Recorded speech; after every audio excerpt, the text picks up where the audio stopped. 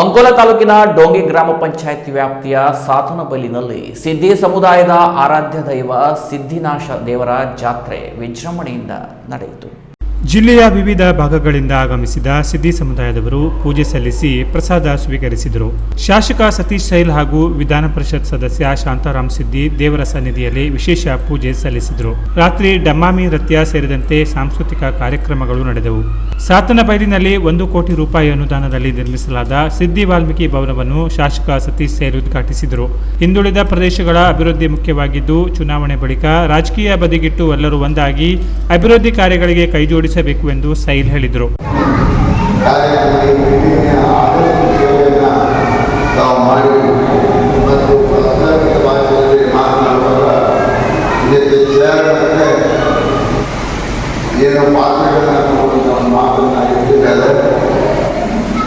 ಅದರ ಬಗ್ಗೆ ನಾವು ವಿಚಾರ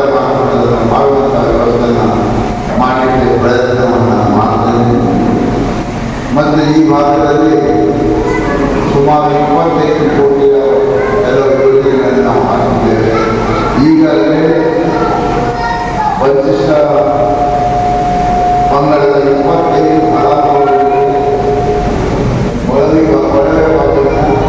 5 ಲಕ್ಷ ರೂಪಾಯಿ 1,25,00,000.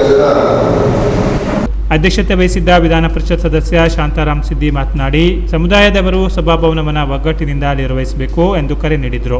ಕಾರ್ಯಕ್ರಮದಲ್ಲಿ ಸ್ಥಳೀಯ ಪ್ರಮುಖರು, ಅಧಿಕಾರಿಗಳು ಹಾಗೂ ಗ್ರಾಮಸ್ಥರು ಭಾಗವಹಿಸಿದ್ರು.